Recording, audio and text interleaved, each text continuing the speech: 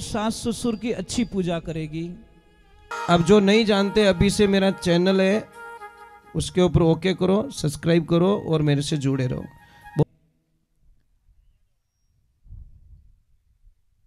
सत्संग में 3 प्रकार के लोग आते हैं। कथा चल रही, श्रेष्ठ, भागवत जी में बताए गए कथा कैसे सुनी जाए, श्रेष्ठ श्रोता बन के यहां पे सुने, घर पे जाके मंथन करें, लोगों को आगे बताएं। एक होता श्रोता, श्रेष्ठ श्रोता, एक होता श्रोता जो सिर्फ की इनकी कमियां काटने वास्ते आवे। समझ में आई नहीं? वो आसन ठीक नहीं लगे, वो माइक ठीक नहीं लगे, वो बायडो अटे क्यों रो पियो, मतलब उन्हें दिमाग में एज कैसी तो। और एक आता सोता, घरे टाबर तंग करे, कथा में आए धाप नींद लेवे। कई लोगों को मैंने देखा है लास्ट में इठा पड़े आरती टाइम में, आरती होगी धू कटे अरे मैं तो थोड़ी आंख मिल गई, एडी मिली जो 4 घंटों पासी खुली। कई लोगों को कथा में नींद बड़ी आनंद आती है। बोलो, घर पे थोड़ा सा एक कप बज जाए ना साहब, वहां पे चिल्लाना शुरू कर देते हैं, अरे आवाज आ रही, मेरी नींद टूट रही है, अटे इतना बड़ा बड़ बाजे तो घोर खोच खड़ा खड़। पता नहीं क्या कारण है, इतना रस नींद का। नींद ने भगवान को बोला ने, चिंता मत करो, मैं तुम्हारे धाम पहुंचने ही नहीं दूंगा, क्योंकि कोई न कोई अक्षर श्रोता को भूलवा दूंगी, नींद अड़ाए दूं भी, माथा में जान बैठू भी, गुड़ाइन छोड़ू हेठो। तो नींद भी अपनी जगह काम करती है महाराज।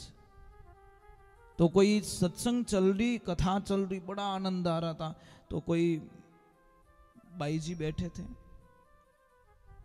भगवान की भक्ति में आनंद, धीरे धीरे धीरे दुनिया का कनेक्शन।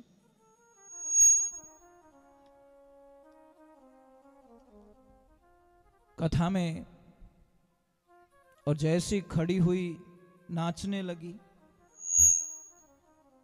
और साहब ऐसी नाची, ससुराल था वहां पे, आई तो घूंघट में, अपन ऐसी नाची कि ओढ़नी थी वो गिर गई नीचे, उगड़े माथे होगी। और जैसी उगड़े माथे हुई, बिना ससुर जी बटी बैठा, बे ओळख ली कि राम राम राम राम। आते मारे भवरिया रे भूए पान की, आठ कहीं करे। बासा ने इतो गुस्सो आयो महाराज, पण गुस्सा ने थोड़ा कंट्रोल राख्यो। कर यहाँ पे बोलूंगा तो मेरी बेइज्जती हो जाएगी, तुम्हारी बहू तो उगाड़े माते नाचे जो ठाई को नहीं था, पंचायतिया करता फिरो, मैं तो मानी जीवड़ो पंच हूं। थोड़ी देर का बक्कल ढीला था, वो ही खुल गया, बाल बिखर गए, ओरिजिनल रूप में आ गई वो। भगवान की ऐसी लीला हुई। बाई वो नीचे बैठी, पण एक बात तो ध्यान रखो महाराज, मैंने पहले ही बोल दिया कि दीवार पे एक बहुत बड़े अक्षरों में लिख दो, डेली उसको पढ़ सको, LK, लोग क्या कहेंगे। लोग थोड़ा बिल नहीं भरे, ध्यान रखो, लोग थोड़े घरे टिप्पण नहीं पहुंचावे, लोग थोड़ा खर्चा नहीं उठावे, ध्यान रखो। लोग क्या कहेंगे इसके चक्कर में हम भगवान की भक्ति नहीं छोड़ सकते। लोगों ने हमको अच्छा कब कहा भाई, हम भी कथा करते तो हमको भी बोलते ये तो पैया रे वास्ते रोता फिरे। दाग तो हमारे भी लगा हुआ है ना, इसमें कोई शंका ही नहीं है। जो नेगेटिविटी सोचता वो यही करता, पर ये लोगों को पता नहीं है कि मैंने पहले ही बोल दिया कि मैं पैसों के लिए कथा करने वाला व्यक्ति नहीं हूं। पैसों के लिए मेरे जीवन को मैं बर्बाद नहीं करना चाहता साहब। मेरी जिंदगी में 2 ही चीज रह सकती है, या तो पैसा रहेगा या फिर वो परमात्मा रहेगा। दोनों का अक्षर पहला वो ही है, और मैं पहले अक्षर उसको नहीं छोड़ना चाहता। और मैंने एक लाइन सीख गई है महाराज, एक लाइन सीखा हुआ हूं मैं। कारण क्या है कि मैं उस स्थिति में गुजर चुका हूं, इसलिए मैंने एक लाइन सीखी हुई है। हरे जब पैसा हमारे पास में था तो चाहने वाले लाखों थे, आज पैसा हमारे पास नहीं, चाहने वाला कोई नहीं दुनिया में, इशारे मतलब के यहाँ पे किसी का कोई नहीं। ये लाइन सीख चुका हूं, इसलिए मैं परवाह नहीं करता कि कौन मुझे किस पोजीशन में देखेगा, मुझे पता नहीं, वो मेरा हरि है ना, भगवान है। क्योंकि मैं सबसे झूठ बोल सकता हूं, अपने आप से झूठ नहीं बोल सकता। ये बात का ध्यान रखें। और आप वहां पे जो आए उनको पता ही है कि सच क्या है। तो महाराज अब वो बाई नाची, उनके ससुर जी को इतना गुस्सा आ गया कि गुस्से से लाल हो गए, पर बोले कुछ भी नहीं कि मारे हमें दूसरी बीदनी लाऊं, जाने कोई चाइना री आइटम रह जू। महाराज आजकल रिश्ते की कोई गारंटी नहीं है, निभ जाए तो ठीक, नहीं तो कर्म फुटोड़ा है ही है। पता नहीं क्या हो गया हम लोगों को, क्या हो गया, हम रिश्ते में इतने कमजोर कैसे हो गए सब। और दुनिया की रीत देखना, कोई भी माता बहन जब सत्संग में नाचती है ना, कथा में नाचती है ना, तो लोग कहीं कहीं वहां तो बावड़ी होगी। मीराबाई को भी बोला था, मीराबाई को क्या बोले, अरे घर रे लोग माने बावड़ी बतावे, संगरी सहेल्या मां परे आंगली उठावे, अरे हसी रे उड़ावे रे नैना टाबरिया रे मीरा बनी रे जोगणिया। छोटे छोटे बच्चे उसकी हंसी उड़ा रहे, पर वो तो हरी रंग में रंग।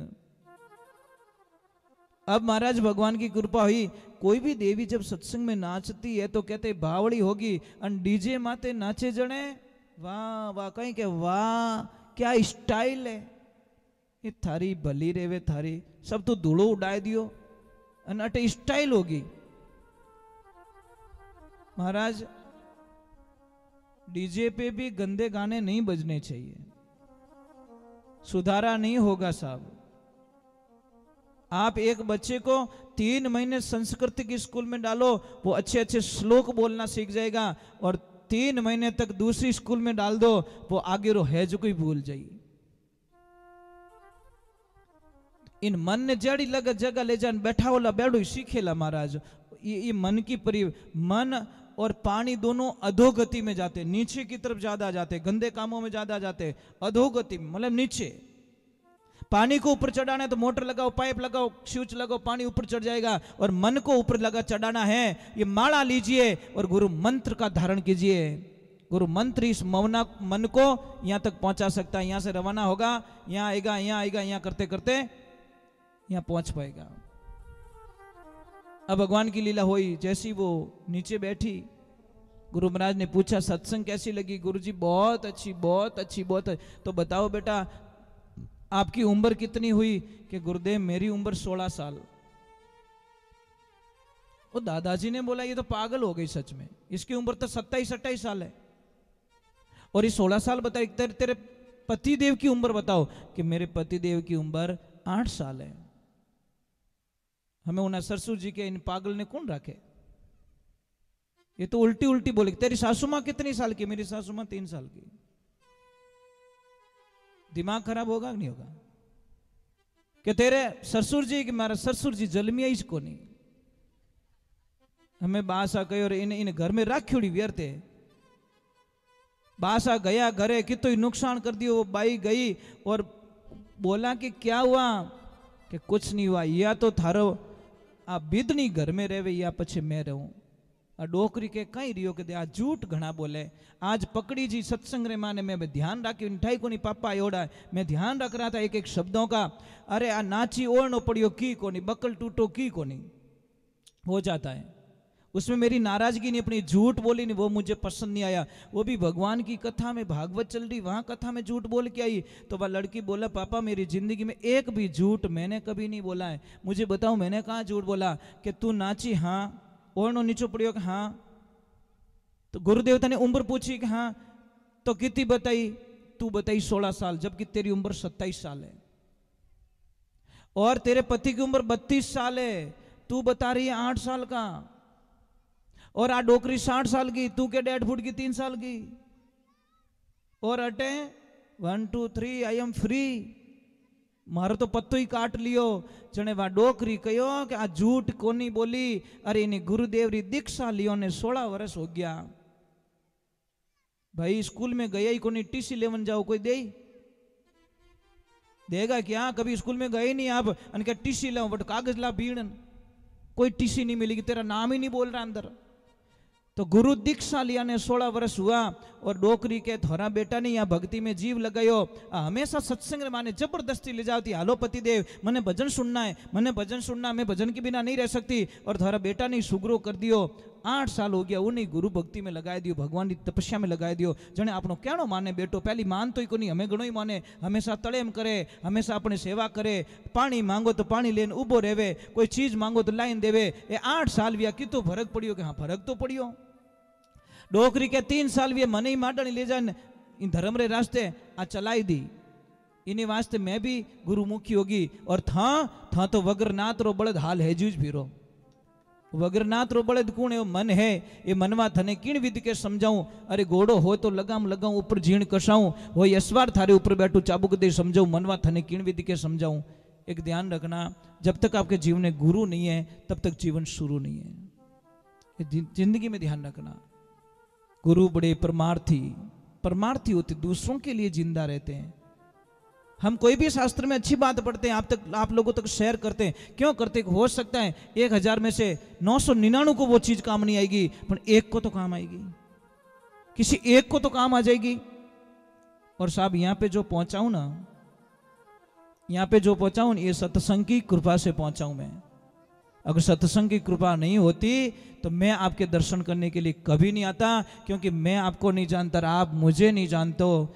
मेरी सत्संग कहाँ पे देखी आपने? मोबाइल पे देखी, आप लोगों को अच्छी लगी और आपने मेरे से कांटेक्ट किया, और कांटेक्ट करने के बाद में मुझे निमंत्रण दिया और मैं आपके दर्शन करने के लिए यहाँ तक पहुँच गया। ये सत्संग का जागा मारा भाग पुरबला शुक्र। राधे राधे। हाँ ले जा थारा वालों, तू ले जा। ये 3 ही आए, 3 कैमरा बेच दिया है। ओके ओ मारो, बोके वो मारो, ओके ओ मारो। हाँ ले जा भाई, ले जा। उबो क्यों? ये कलाकार बनी बेटा, ये बेटा नीचे भेजो, नीचे। ये फटफटिया वो अभी उठाए दे तो भाई, ठीक है बच गया। चलो थोड़ा भगवान के गुणगान करते हैं। बोलिए श्री भगवान की, माता पिता गुरुदेव की। और मैं वंदन कर रहा हूँ जो भी यूट्यूब के माध्यम से चैनल पे देख रहे हैं, उनको भी मेरा कोटि कोटि प्रणाम।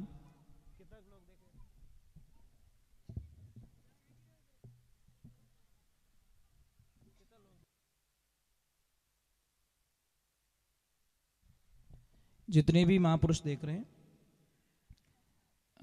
आप जुड़े रहिए। मैं आपको कुछ न कुछ बहुत अच्छी राज की बात बताने वाला हूँ। चलो एक बार जयकारा करते हैं श्री भगवान के चरणों में। तो यहाँ पे भागवत जी में एक शब्द का प्रयोग किया गया, सत्यम धीमहि। सत्य ही तप है, सत्य ही जप है, और सत्य ही ईश्वर है। एक ध्यान रखना। तो बहुत ही ये एक छोटी सी बात है महाराज। एप्पल होती ना, एप्पल, उसको डायरेक्टली हम गिलास में नहीं डाल सकते, पर उसका जूस बना के गिलास में डाल सकते हैं।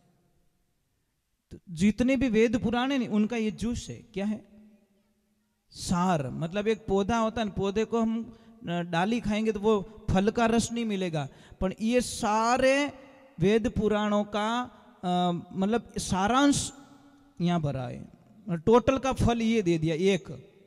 क्योंकि व्यास जी महाराज बड़े उदास थे, तो उनको पूछा गया नारद जी ने कि क्या हुआ, कि ये हुए, मेरे को शांति नहीं मिले, 4 वेद 6 शास्त्र 17 पुराणों का मैंने वर्णन कर दिया, मुझे शांति नहीं मिली, तो शांति मुझे कैसे मिले? कि ये उपाय बताया कि श्रीमद् भागवत कथा का रचना करो, उसका विस्तार करो, और इसका विस्तार किया तब उनको शांति मिली।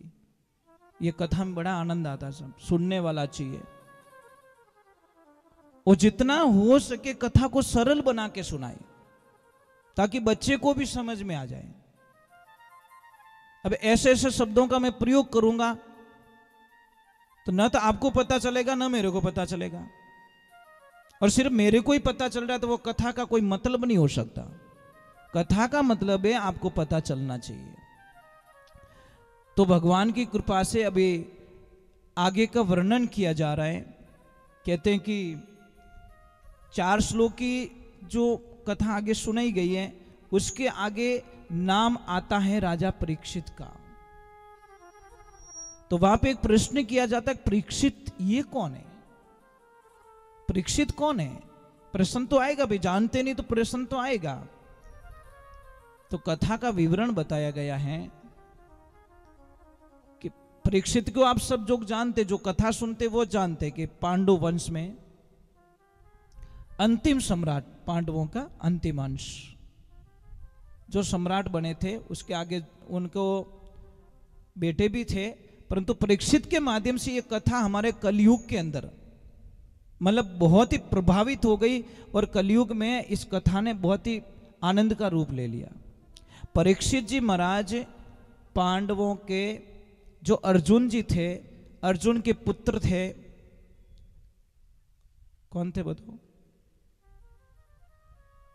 बताओ ना, इतना तो आप सुनते हो नहीं। अर्जुन के बेटे का नाम याद नहीं है? नहीं, मैं अर्जुन के पुत्र का नाम पूछ रहा हूं, उनका नाम नहीं पूछ रहा हूं। अभिमन्यु, अभिमन्यु किसके बेटे थे? अर्जुन जी के। मां कौन थी? सुभद्रा। अभिमन्यु के जो पत्नी थी उत्तरा, अभिमन्यु महाभारत में काम आ जाते हैं। तब उत्तरा गर्भवती थी, और गर्भवती थी और उनके गर्भ में महाराज परीक्षित जी पल रहे थे। आपको पता है कि जब अश्वत्थामा को पता चला कि पांडवों का एक अंश पल रहा है उत्तरा के गर्भ में, तो उसने ब्रह्मास्त्र छोड़ दिया था महाराज उत्तरा के गर्भ को नष्ट करने के लिए, कि मैं पांडवों का बीज ही खत्म कर दूंगा, ना रहेगा बांस न बजेगी बांसुरी। तो उत्तरा के गर्भ में भगवान ने परीक्षित की रक्षा की। जब महाराज परीक्षित का जन्म होता है ना, तो साहब वो बालक पालोथी मार के बैठता और सबको घूर घूर के देख रहा है। तो सबको अचंभा हुआ, ये बच्चा क्यों घूर रहा सबको? आपकी तरफ देखे तो एक टक देखे ही जा रहा है, इनकी तरफ देखा तो एक टक देखे, सबको देख रहा, घूर घूर के देख रहा है। ये बात अच्छी नहीं लगी। कुंता जी ने बोला कि ये क्या है? महाराज जी वशिष्ठ जी को बोला कि ये क्या है? ये बच्चा सबको घूरता जा रहा है। तब जाके व्यास जी ने ध्यान लगाया कि ये इसलिए घूर रहा है कि मुझे गर्भ में बचाया किसने, मैं उनको देखना चाहता हूं।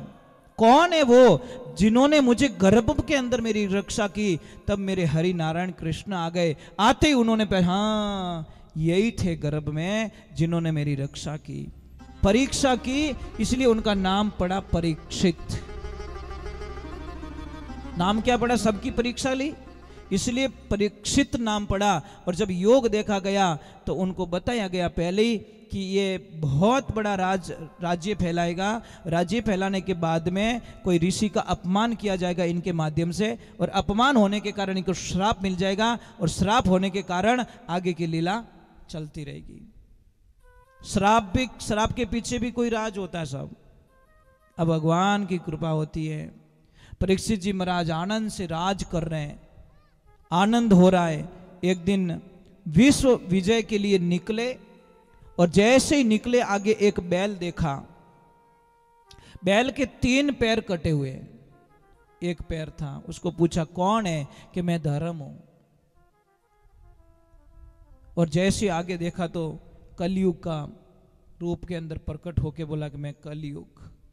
तो उन्होंने बोला कि तेरी कोई जरूरत नहीं, यहां पे तू वापस चला जा, मेरे राज में मेरे जीते जी तेरी यहां पे एंट्री नहीं हो सकती। क्योंकि जब पांडव चले गए थे, उनको पता चल गया था कि कृष्ण भगवान ने द्वारका से संदेश भेज दिया है कि अब मैं मेरे लोक को जा रहा हूं और पांडवों आप भी चले जाओ, समय विकराल आने वाला है। संदेश पहले ही दे दिया, क्योंकि अर्जुन जी को पहले ही ये उत्तर दे चुके थे भगवान श्री कृष्ण। अर्जुन जी रास्ते रास्ते जा रहे हैं तो रास्ते में देखा एक कुआं खुदा हुआ। कितना? एक कुआं, और 6 गांव की सप्लाई उस कुएं से हो रही थी। 6 गांव के लोग पानी पी रहे थे। जब उसी मार्ग से वापस आए महाराज, क्या दृश्य होता है। 6 गांव में 6 कुएं खुद गए, पर एक गांव को पानी नहीं मिल पा रहा है। अर्जुन जी ने प्रश्न कर दिया कि प्रभु मैंने ये क्या राज देखा प्रभु, गया एक कुआं 6 गांव को पानी सप्लाई कर रहा है और 6 कुएं मिलके एक गांव की सप्लाई नहीं कर पा रहे हैं। क्या देखा मैंने? भगवान श्री कृष्ण ने मुस्कुरा के जवाब दिया, पांडवों कलयुग, ये कलयुग के निशान आने लग गए, उनकी छाया पड़ने लग गई है। इससे पहले वो छाया तुम्हारे पे पड़े, उससे पहले इस शरीर को ब्रह्मांड से छोड़ दो। तो कैसे कि कलयुग में देखना, और सत्य है वो बातें कभी झूठी नहीं हुई, कलयुग में एक बाप के अगर 6 बेटे हैं तो बाप की इतनी ताकत बताइए साहब कि वो 6 बेटों को पढ़ा देगा, उनको खाना खिला देगा, उनके कपड़े लाके दे देगा, 6 की शादी करवा देगा। पर कलयुग में 6 बेटों की औकात नहीं है जो एक बाप का पेट भर सके। ये कलयुग के निशान है महाराज। आज 6 वाला दुखी है, 8 वाला भी दुखी और 1 वाला भी। 6 की भी ताकत नहीं है। एक बाप ने 6 को तो बड़ा कर दिया, पाल दिया, पोस दिया, परंतु 6 की ताकत नहीं है जो एक पिता का पेट भर सके। कलयुग की पक्की निशानी है।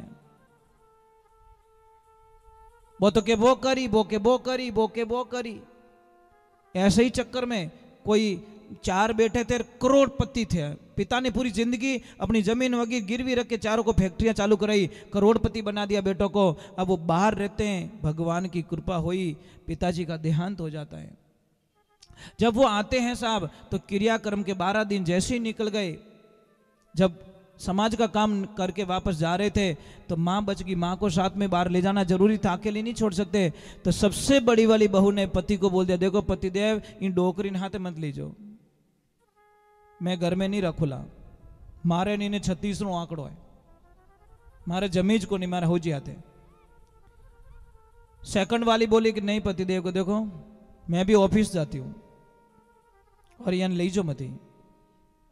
तीसरी बोली कि मारे तो घर छोटो है, और चौथोड़ी थोड़ी ज्यादा पड़ी होड़ी कि please I don't like, I not accept. मारा हाउजी तो काला गणा, मारे बंगलो कितु बढ़िया बनी ओडे बटे बैठी। मारी फ्रेंड्स पूछी आ कौन है, तो मैं जवाब कहीं दे नहीं नहीं नहीं, लीजो ही मती भूल में। सच में चारों भाइयों के आंखों में आंसू आ गए, रोने लगे चारों कि वारे किरतार वाह, मेरी माँ ने हमको जन्म दिया, हमको पाला पोसा बड़ा किया, पर किसी गांव में जाके नहीं पूछा कि मारा बेटा ने खानो खिलानो है कि नहीं है, मारा बेटा ने पढ़ानो है कि नहीं है, मारा बेटा ने दूध पिलानो है कि नहीं है, किसी को नहीं पूछा। अरे आज एक माँ को रखने के लिए हमारी पत्नियों से इजाजत लेनी पड़ रही है। वारे वाह कलयुग वाह, क्या फैसले करवा रहा है तू। फिर उन्होंने बोला कि देखो मिनक हसेला कि बाप जाता इतनी बार लागी, डोकरी हालत पूरी रहेगी, एक काम करो 15-15 दिन की बारी गाल दो। तो सबने बोला कोई बात नहीं, 15-15 दिन के लिए हम रखेंगे, कोई दिक्कत नहीं है। और जैसे ही 15वां दिन होता, 16वें दिन सुबह सासू मां बोलती पानी कि नहीं दिन की हो 16वो आगलो घर, अरे मुंडो तो धोवाई दे, नहीं एक लोटो पानी बिगड़ जाओ आगे। एक दिन महाराज संजोग माता जी कहीं मंदिर पे बैठे, एक आदमी आता और बोला माँ प्रसाद ले लो। बोले नहीं बेटा आज मेरा उपवास है। क्यों माँ आज कहनो उपवास? कि बेटा आज 31 तारीख है। कि मैया तारीखों में तो कोई एकाशणो रखे? कि बेटा मुझे रखना पड़ता है। जीण महीना में 30 दिन होवे तो एकासणो राखनी कोई जरूरत नहीं, मिल जाए थोड़ो बहुत ही मिल जावे, पण जीण महीना में एक दिन बत्तो रेवे ने उन दिन मने पूरो दिन खानो नहीं मिले। इन वास्ते मैं एकासणो राखूर मंदिर चली आती हूँ, क्योंकि मुझे पता है कोई देने वाला नहीं है, सब 15 दिन के काउंट में बैठे हैं। तो